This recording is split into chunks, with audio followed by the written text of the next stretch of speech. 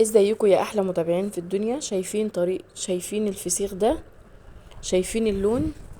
شايفين الجمال؟ شايفين الحلاوة؟ اللهم بارك، تحفة. شايفين المنظر الجميل؟ بسم الله ما شاء الله. بصوا، يعني بيتكلم عن نفسه كده، حاجة تحفة. تعالوا يلا بينا نشوف الطريقة. معانا كده زي ما انتوا شايفين صينية، وحاطين عليها ملح وشطة وكركم، الملح اللي هو الخشن كده، وبنقلبهم كده مع بعض بالطريقة دي زي ما انتوا شايفين كده.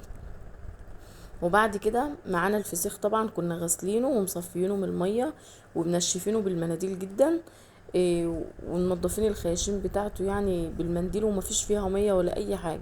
وبعد كده حطينا بقى الملح بتاعنا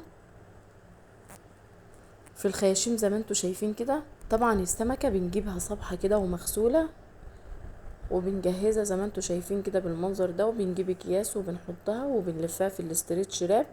طريقته يا بنات سهلة وجميلة، وبسم الله ما شاء الله.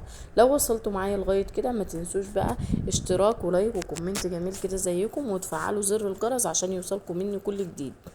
وبعد 4 ايام كده فتحنا على الفسيخ بتاعنا. شايفين ما شاء الله طريقته سهلة وبسيطة وسريعة، وبصوا يعني ما بتاخدش وقت خالص، وما بياخدش يعني مجهود ولا عمايل صعبة ولا كلام من ده. وطبعا احنا بنشتريه بره بمبالغ، وهو في البيت ما شاء الله يعني إيه بكل سهولة.